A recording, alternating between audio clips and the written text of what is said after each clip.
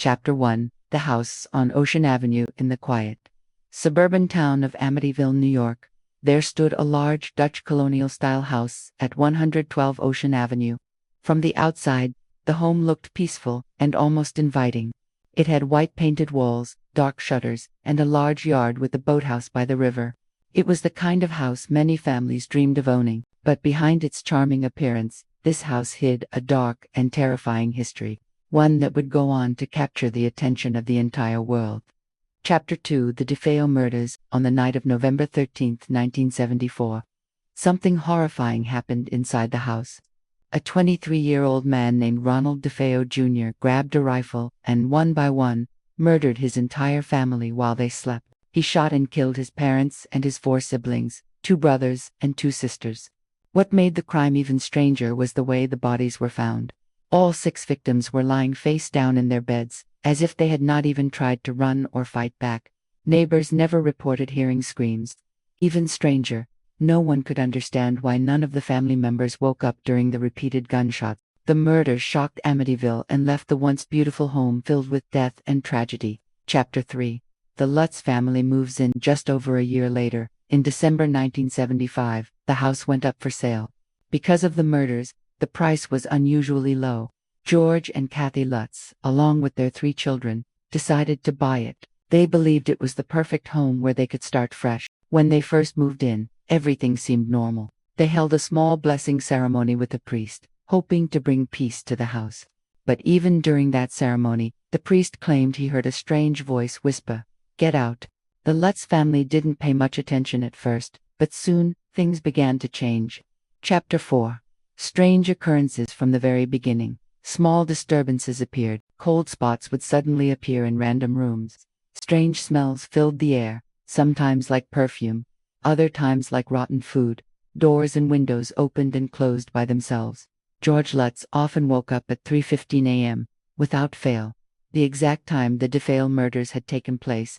He also began to feel constantly angry and restless, almost as if the house was controlling his mood. Even the family dog seemed frightened and uneasy, often barking at things no one else could see. Chapter 5: The haunting intensifies. As days passed, the strange activity turned terrifying. The children began seeing shadowy figures and claimed they were being watched at night.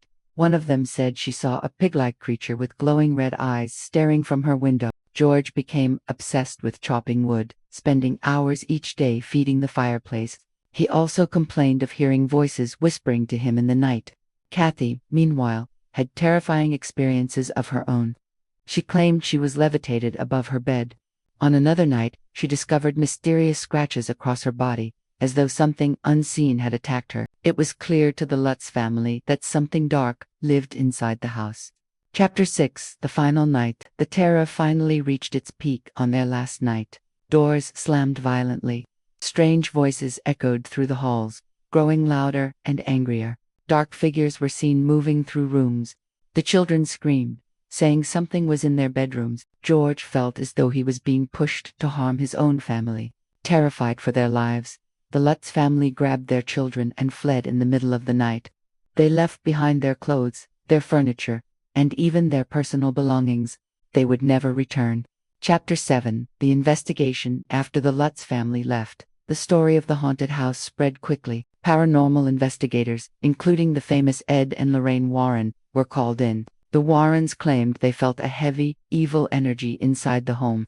During one investigation, a camera captured what looked like the ghostly figure of a young boy with glowing eyes, even though no children were in the house at the time. This photograph became one of the most chilling pieces of evidence connected to the case. Skeptics, however, said the photo could have been faked.